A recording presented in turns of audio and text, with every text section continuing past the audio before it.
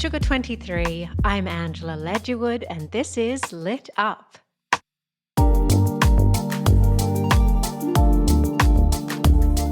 I am recording this intro from outside of the city, and so you might hear some lovely birds just for the next few minutes.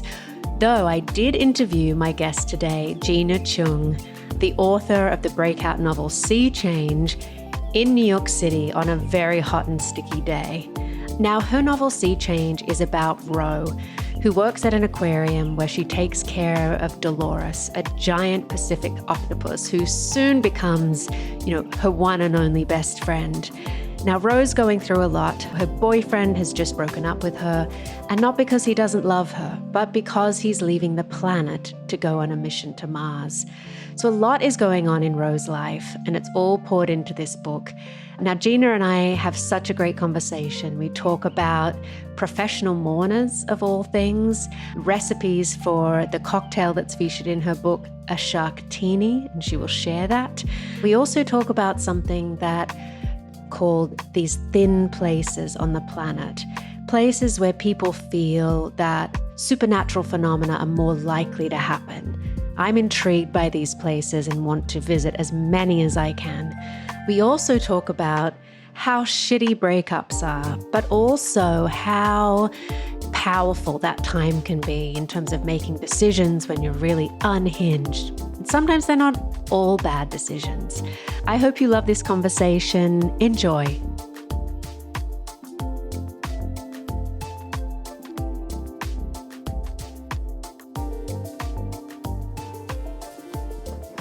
So we're rolling.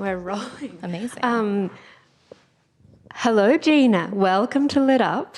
Hi, thank you so much for having me. Now, it's a sweltering, it's probably one of the first sweltering days in New York, and it makes me want to go to an aquarium. Yeah, aquariums are great hot weather places for sure. You feel like you just step into a whole other world when you walk in. Well, obviously that question relates to your novel, your debut novel that has really captured so many people's attention, and congratulations. It's called Sea Change, and it's about an octopus, Dolores, but more so it's about Ro, our kind of vulnerable, strong, fabulous protagonist. I have to tell you, there's this thing everyone talks about, you're not meant to they don't have to be a likable character. Mm-hmm. Well, as soon as I started reading, I knew I would like the person that wrote this book. Oh my gosh, thank you. That means so much to me to hear. I totally agree that we don't have to like the characters in the books that we read in order to connect to the story, but it always makes me happy when people are like, oh, I actually really liked Ro. Because I'm like, yes, I really liked her too. As a writer, you hope that people do connect with your characters on a certain level. Oh, absolutely. But I don't read kind of other books and even think about the writer, but something in this made me think about the mind from whence this book came from. And I think it was when you used a word, you used jaunty in describing, I think it was Dolores the octopus. I can't remember. I was just trying to find it. And I thought, yes, okay. The way she used words is fabulous. But I want to ask you first off, I had assumed that you were a budding marine biologist. There's so much information about octopi in this that feels so kind of fluid and unforced. And then I read that no. But can you tell us a bit about why an octopus? Yeah, definitely. One, I'm very flattered that you thought I had a background in marine biology, because I definitely don't. Although in an alternate, universe, if I had been any good at maths and sciences, that might have been a career path possibility, just because I find sea creatures really fascinating. But yeah, why an octopus? It actually just started with, for me, the image of an octopus. So I started with the first line of the book, which was, "This morning Dolores was blue." And it came out of a writing prompt that I was assigned in a class that I was taking in my MFA program at the time, a couple years ago. And I love writing about animals. And so I just started writing this line, and I was like, well, who is Dolores? And I just decided she's an octopus. And I knew Not really too much about octopuses at that point, beyond the basics. And I knew that they change color as both like an evolutionary response and like a sort of expressive thing that they do. And so I was just really fascinated by the idea of a creature that has the power to sort of change into these otherworldly colors at will, and kind of went from there. And when I started wondering about who the voice was, like who it is that's telling us about this octopus, it occurred to me like, oh, it's this person who works in an aquarium and she's going through some kind of unusual things while also going through sort of the ups and downs and typical losses of a person's life. And that's kind of how the world of sea change came to life for me. It just started with the octopus, actually. Did you intend for her to be so big?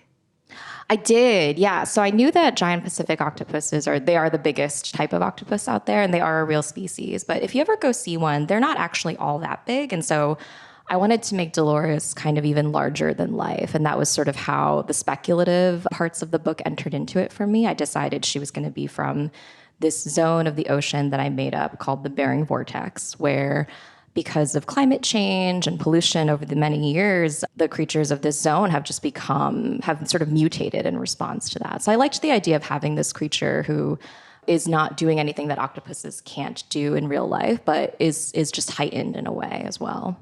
Well, I love too that this vortex, this place, I assumed it must exist in a way because we've all seen those images of the trash apparently the size of states in the ocean. But something I loved about the vortex is how you describe it as being a thin place. Can you talk more about that? Because I kind of want to go find these thin places and see what happens there.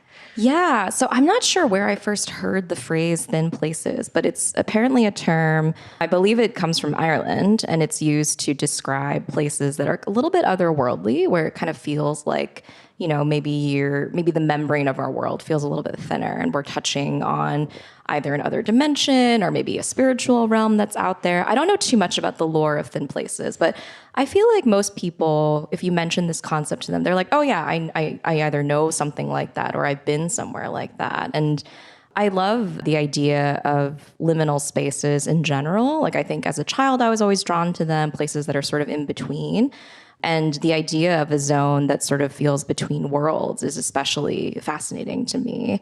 I think it appeals to the part of all of us that hopes for a kind of like sort of secret portal to another dimension. And maybe, if you want to think about like multiverses, for example, if you've gone through loss in this life, maybe there's a chance that whatever you've gone through hasn't happened on that other side of things. That was something I wanted to play with a little bit in the book as well. I rewatched Contact very recently, and I was thinking of the wormholes that are in that film when I was reading your book. Have you been to thin places or places that you've felt had that aura or a sense about them? I don't know that I've ever, so I'll just say I've never had any kind of paranormal experience, very sadly for me. Like I am that person who always wants to like go do haunted house tours and stuff like that. And my friends are like, dear God, no. But I'm always sort of like hoping and looking for proof that, we are not alone in whatever sense of the phrase that might mean for different people. I will say though, I have always, as a child, as I mentioned, always been drawn to sort of like in between places. And I have a younger sister who's about 9 years younger than me. And so for a while when I was growing up, I was an only child. And so I was kind of left to my own devices a lot of the time and would just explore in the neighborhood and in the parks of where I grew up in suburban New Jersey. And there was a part of the park that I really loved that was sort of off of the main kind of bike and jogging path. And looking back, it probably wasn't even that like woodsy at all. It was like, maybe a 10 to 20 feet strip of just trees. But to me as a child, it felt like a whole jungle of exploration and possibility. And like, I would sometimes sneak in there, even though I wasn't supposed to. My parents had specifically said like, stay on the main path if you're going to be in the park. But I loved the feeling of being hidden in some way and being part of, the ecosystem of this park, this public park that I would go to, but sort of outside of it, if that makes sense. Yeah, definitely. Those places, apparently off the island of Ibiza, however one is meant to say it, there's a place called Ivedra where apparently in the ancient Greek myths, it's where the underworld began. Oh, wow. Like it's the actual physical place that they imagined the entrance to the underworld. Wow. And it's in the ocean, actually, I think by kind of an outcrop of kind of uninhabited rocks. And I've always just been captured by that, like this place in the deep ocean where that you could enter. And I guess there's a kind of an energy people talk about that island. I love that. I'm going to have to check that out if I'm ever in that area. I know. I want to as well. When I finished the novel, and we don't want to give anything away, it really felt like it was about friendship, but also a mother-daughter reckoning and healing in a way. Why was that so important to explore? And was it something that you started out thinking about? Yeah, I think as a writer, I'm always fascinated by human relationships and sort of how they change and how we ourselves change as, you know, time goes on and things happen, and as they do in the course of any ordinary life. And for Ro, I wanted her, I knew with the outset of writing the book that she was going to sort of be in this place of heartbreak and loss because at the start of the novel, we learned that her boyfriend has broken up with her, and he's not just leaving her, he's leaving the planet to join this privately funded mission to colonize Mars. But she's also, you know, it's one of those losses that sort of is the catalyst for her to grapple with a lot of other losses in her life, some of which are more sort of ongoing than others. And one of them is that her relationship with her best friend, Yoonhee, who works with her at the aquarium and who she's known since childhood, like that relationship is changing. And that happens a lot, I think, especially when you're in your 20s and your 30s and you're kind of coming of age as a young adult and you start to feel like, you know, maybe you and your closest friends are on different pathways in life. And sometimes the friendship weathers those bumps and sometimes it doesn't. And I really wanted to explore that with these two characters, with Yoonhee and with Ro, and how different they are, but also how they try to make space for one another. And then eventually, you know, do have to sort of come to terms with what all these changes have meant for their friendship. And then with regards to Ro's mother, yeah, that relationship was one that I knew would have to be a main focus in the book, just because, I mean, mother-daughter relationships, as we know, are very complex. And, you know, some people are lucky enough to enjoy relationships with the mothers that feel very, you know, simple, actually, in terms of like, you know, they feel very close to one another. Conflicts, if they do happen, are fairly quickly resolved. But I think for a lot of people, it's hard to sort of navigate that relationship, especially as you get older and maybe take pathways that your mother didn't or couldn't at her age. And with Ro's mother, I also really wanted to make sure that she was portrayed in as full of a way as possible. She's not the main character of the story, but I didn't want to make her out to be like a sort of stereotypical immigrant Asian mother of the kind that we're used to seeing in a lot of mainstream media. I wanted the reader to have a sense of the fact that she had a whole life and plans before she became married and had a child, and that in some ways, because of the circumstances of her time, she feels like she was limited in some ways by the expectations put on her as a result of taking on those roles. And I also wanted to explore how a daughter like Ro would grow up with, you know, this understanding of what her mother had been through and how that would impact her own decisions as a young adult coming of age. It's always so interesting, the timing that we all start to like put the puzzle pieces together of our parents' lives before us. And I think some children are privy to that far earlier. Even just now, my therapist said, you know, she goes, well, how does that change what you think about how your mum dealt with certain situations? Mm-hmm. And to be 42 and to have a revelation about that was so incredible. And it just reminded me of that there's always so much more to learn about them. And I really felt reading this so much love, but also sometimes so much is being said in what isn't able to be said. And it was beautiful. Thank you. Yeah. Now, was choosing Mars, you know, it's so funny, isn't it? Because I think Rose, like, it's not, having my boyfriend break up with me because he's leaving the planet isn't really like being broken up with because he doesn't love her anymore. And it's obvious that he does, but he's compelled to explore and for his own reasons. That feels so close to our reality in a way. Yeah. Is that speculative part something that you've always wanted to explore in your writing, or was it just kind of a leap that happened naturally? I do love writing in the speculative mode. I wouldn't say all of my work is in that realm, but whenever it enters in, it sort of does feel natural and organic, where I'm like, oh, I didn't see that coming, but now I like it, and I like what it's doing to the relationships and to the characters. The decision to have Tay be leaving to join this mission, it kind of entered just through the flow of me writing this story where, I wanted her to sort of be in the throes of a breakup, because I love a breakup story. I just find it really fascinating and cathartic to write about. And then I just decided, because I thought, we already have some near future elements in this story. Why not have it be so that he's actually leaving the planet to go do this, potentially multi-years, potentially lifetime long thing. And it's funny because when I decided to include that in the story, I remember polling some friends and being like, hey, if you had the opportunity to do this, knowing that you might not ever see some friends and family ever again on the earth, would you do it?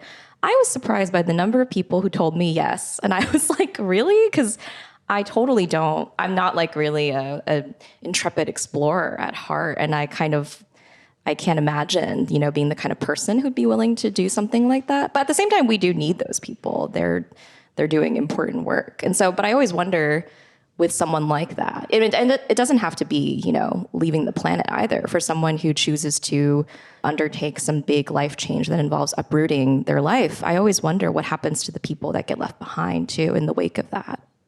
Well, it made me think of myself. I left Australia. It's as far as you can go. And you do leave people behind.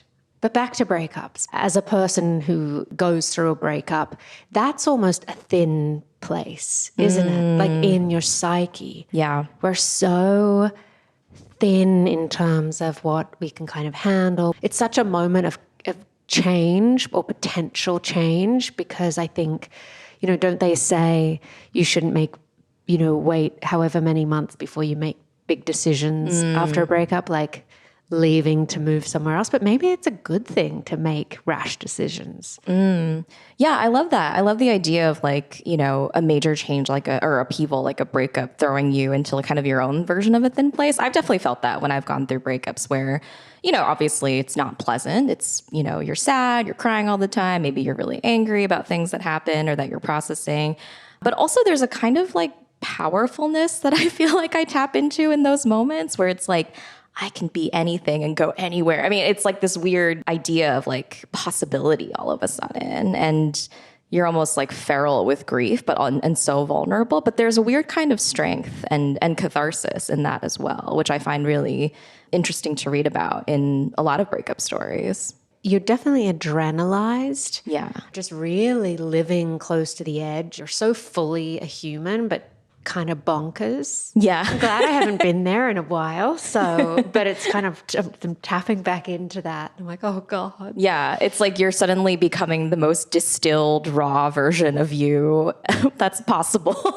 Completely. And slightly unhinged. Like you described when Rose's dad has two beers, you get that kind of glossy-eyed look. Yes. Yeah. And if you're lucky, you have people around you who can be support systems and cushions for you in that way. But yeah, there is a certain kind of, I don't know, you feel a little bit drunk with power, but also so powerless at the same time because, no one likes to go through a breakup if they can help it. So yeah. Yeah, I guess it's also a good device in fiction. Yes. Or storytelling, isn't it? Because we like drama and we like the unpredictable to happen. We don't want a story that's plodding along normal life. Yeah, and I think there's something about a character who's going through heartbreak that is I don't know, whenever I read a story where someone is going through it in that way, I just feel for them, no matter how they're processing it. I'm like, oh yeah, I mean, we've been there. We've all been there in some way. And I think it's also a way to build intimacy with the reader and a kind of trust because you're seeing this person at essentially their lowest. That's a really good point, actually. Like her drinking, which is obviously a problem to an extent. What's her cocktail? The Sharktini? The Sharktini, yes, yep. It made me want one so badly. They're not bad. I'm very pleased to say they're Can not you terrible. share the recipe here? Yes. So basically, I mean, the ratios are, up to the individual, but I would recommend doing like 2 parts gin to 1 part Mountain Dew. And then I say in the book, it's like a hint of jalapeno. So you can do it as like a garnish, or you can chop it up into slices and put it in the drink so that your drink gets infused. And actually the jalapeno adds a nice little like refreshing kick, I find, to the cocktail. So that's my official recipe for the Sharktini. I love it because I can definitely tell from that description that you drink these a lot. I actually didn't even try the Sharktini on my own until my publisher, they held a media lunch for the book in the lead up to publication. And they were like, we'd love to make the Sharktini the signature drink for this lunch. And I was like, that's so cool. And also now I'm terrified because what if everyone hates it? And so they asked if I had a recipe for it. And I just kind of developed one in my kitchen. And thankfully it was not horrible. It's delicious. So, yeah. Your next gig, a mixologist. I would love to make like literary cocktails. That's like a secret dream gig of mine. It's obvious that you are intrigued by the natural world and just write about it with such clarity and precision. You grew up in New Jersey, and we know that you enjoyed the park. But now that you live in Brooklyn, where and how do you get that grounding from nature? Or tell us about just how you keep it in your life. Yeah, I don't live too far from Prospect Park in Brooklyn, and I try to get outside whenever I can. And I actually, when I was writing the book, I lived like 5 minutes from the park, so very close. It was basically, I treated it like my backyard essentially, and I would just go out there all the time, especially because I was writing the bulk of the book in 2020 when really the only social life I had was going to the park and like looking at ducks and squirrels in the trees and occasionally meeting up with friends in the park for walks. And I just found it very, very grounding. And before that had happened, I had gone into the park a little bit, but nothing like what I was doing. I was going in there multiple times a day just because it was the only outlet I had. But I did find it very peaceful and very grounding. And I love that in New York, in the midst of one of the busiest, most bustling cities in the world, you can find little pockets of greenery like that. Also just, it helps me stay in my body more too, which is important for me as a writer because I tend to be all up in my head most of the time for both my day job and for writing. And it helps me to remind myself that and bringing it back to animals in the natural world, writing about those things and experiencing outside whenever I can reminds me that I am also an animal and that we are all also animals and that we need to tend to our bodies the same way that we tend to our minds and our consciousnesses. It's so interesting because I've been going to the park a lot too, like we all do. And because I want to get a dog, I look at every dog there is. And it's been such a fun thing to kind of notice these creatures, these animals that are all around us. Mm-hmm. And sometimes you're a busy New Yorker and someone's got a dog on a leash and they're totally in your way and you're going to trip over yourself with the leash. Sometimes your impulse is like, Mm-hmm. And then because I'm so in tune with all the dogs now, I'm like, oh no, that dog should have right of way. It's a creature. It has every right to be on this planet like I do. Mm-hmm. Please go ahead, Fluffy. It's just been a good rejiggering of hierarchies. I guess that's kind of a Buddhist philosophy, is that every creature is meant to be as important as the next. But something about animals, and then it was really nice to read your book and just see that Ro has this connection and that she's kind of inherited as well. Yeah, definitely. It's definitely something she inherited a bit from her father, who was a marine biologist and would take her to the aquarium and sort of was always encouraging her to look at the world and to pay attention to what's happening and to the creatures in the world. And there's a moment in the book where he kind of explains to her that that's actually one of the most important parts of the job of being a marine biologist or someone who takes care of animals, is to pay attention to them. And I think that's true for all of us, actually, even if we don't necessarily work with animals or research them. It's when you do start to pay attention to those things, like you mentioned, like, noticing dogs on your like walks in the park, it actually changes your relationship to the world in a really big way, and to time too. Like, speaking of the park, lately I've been taking like a sort of different route, and there's a little swan family that I've noticed in that little, like, I don't know what to call it, like a pond or a lake in the middle of Prospect Park. And I've become very attached to them. I'm just like, I've seen the babies growing up, and it's really nice to see like life happening in such a different pace, in such a different world that's parallel to our own world. So yeah, I love noticing things like that. Yeah. I'm just thinking, what have you inherited from your own parents, do you think? That's such a great question. I think that definitely my love of stories comes from them. It's funny because my mother is actually the bigger reader than my father is in terms of like reading fiction and novels and stories. But my dad was actually the one who would tell me stories at bedtime. And I would always ask for, whenever he was like, okay, like, do you want me to read you a book or do you want me to tell you a story? And I would always ask him to tell me a story. And he would come up with like these very original sort of fantastical stories just out of the blue. And he's like an accounting professor and like an amateur historian. Like, he's not someone who necessarily like is steeped in the world of fiction. But I think that was my first sort of exposure to the idea of like being able to make up stories on the spot. And with my mother, because she reads so much, I think I just inherited that love of reading from her as well. And she would often tell me about books that she'd read at my age, often in Korean translation. And then I would find the English versions and read them. And it was such a great thing to be able to connect with her on that level as well. And as a child, I think the other thing I was really hungry for whenever my parents brought it up was stories of their own childhoods. I think earlier we were talking about learning to see our parents as human beings. And as a child, when you're a kid, you have such a limited understanding of your parents, right? Like, they are your caretaker and your guardian, and that's kind of all you can see them as. But I loved hearing about what they were like as kids because it made them feel human in a completely different way to me. One of my favorite lines in the book, and it's such a simple one, so it's not at all a testament to, your writing is so beautiful, but it's something that Hallie says, Rose's cousin, and it's as simple as, do you want advice or do you want to vent? Oh, when yep. they're, Ro, obviously, there's drama going on, and it just made me think of like a great friend or someone who really understands you. So often our instinct is to help fix that person's problem right away. And actually, they don't want that. And this was such a clear, just words connected, that I was like, oh, that says everything. Would that line have come from someone in your life?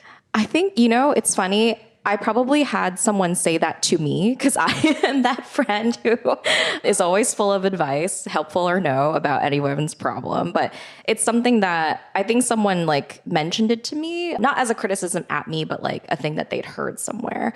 And I thought, oh my gosh, what a beautiful way of reframing conversations around problems or conflicts that we're having. And so it's something that I try to keep in mind in my relationships now, where, if someone's telling you about this problem they have, because you care about that person, your instinct is generally to want to jump in and help them fix it or address it. But most of the time, I feel like people don't want that, as you were saying. They just want to be heard and validated. And that is something that I'm very lucky to have friends who help me feel that way and are also available to like help me brainstorm practical solutions if that's something I want. But most of the time, I do think in friendships, what people most want is just to be seen and to be accepted in all their weird complications and through the ups and downs of whatever it is that they're going through. So yeah, it's definitely something that's served me like well, I think, whenever I remember to practice it. Yeah, it's interesting. Sometimes even hearing someone say your words back to you is kind of all you need. Yeah. When someone's like, is that what you mean? Is that what's going on? Well, this is reminding me of something that's come up before on the podcast, and I have to find out specifically who these women were and what they were called. But apparently in the 70s in Italy, there was a group of women who would write about their own experiences, but this process was then that another woman within the group would read their situation back to them or back to the group. And it was a way for the woman who'd written about her own, I think usually quite traumatic experiences, it was a way to heal and actually hear their own stories back. Oh, that's beautiful. I love that. I feel like, I don't know, I feel emotional just thinking about that concept. It also makes me think of like, and this is like a very ancient, right, going back through many customs and cultures, but like the idea of professional mourners, like people who come to a funeral and wail and cry in order to sort of like, I don't know, it's like... Jumpstart. Yeah. And because so much of the time, grief doesn't look how we might picture it, you know? Sometimes you're just numb in the wake of profound loss and grief, but having a mourner whose job it is to sort of mirror these emotions, like that probably feels very cathartic in a lot of ways. Definitely. Now, is that something specific to the Korean experience of mourning? I actually don't know. Yeah, it might be, but I feel like I've seen it, excuse me, I feel like I've seen it in lots of different movies depicting like funeral customs. I feel like it's a thing in a lot of different places. Yeah.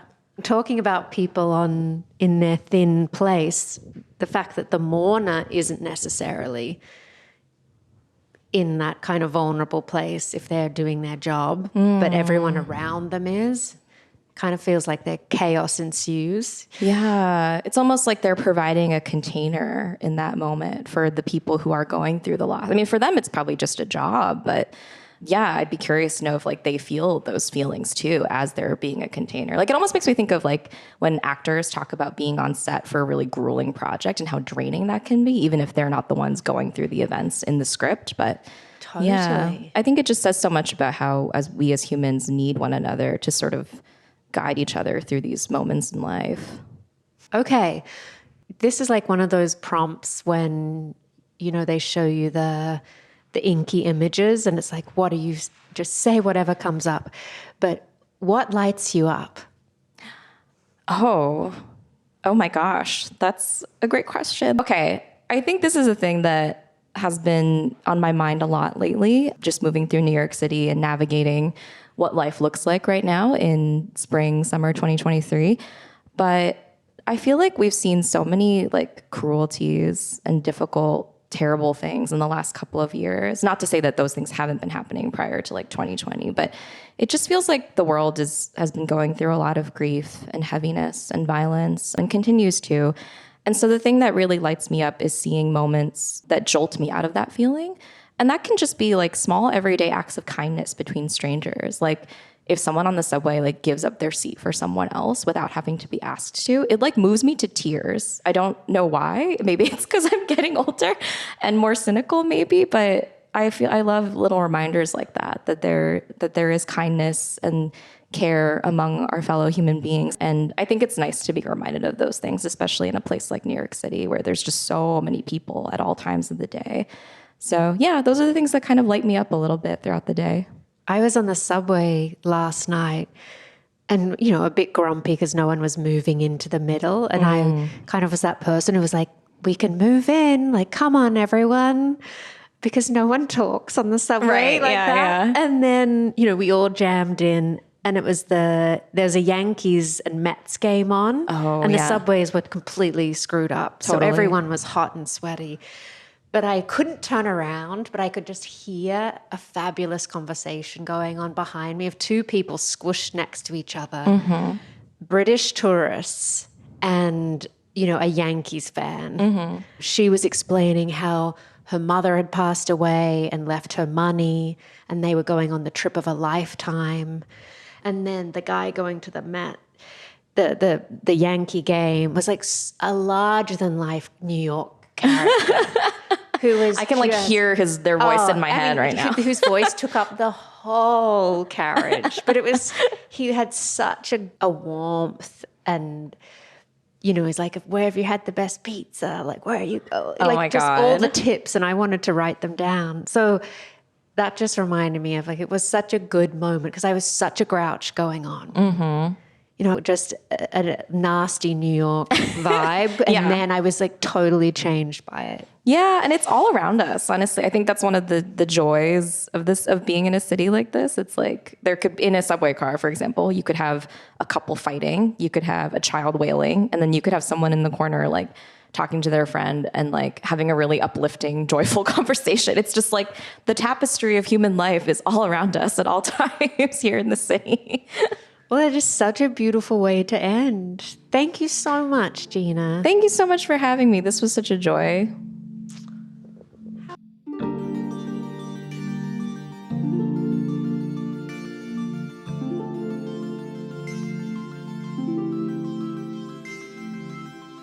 Lit Up is a podcast from Sugar 23. It's hosted by me, Angela Ledgewood, and is produced by Liam Billingham. Olivia Allmeyer is the marketing and editorial consultant. Mike Mayer and Michael Sugar are the executive producers. Andrei Radovsky wrote the theme music. See you in 2 weeks.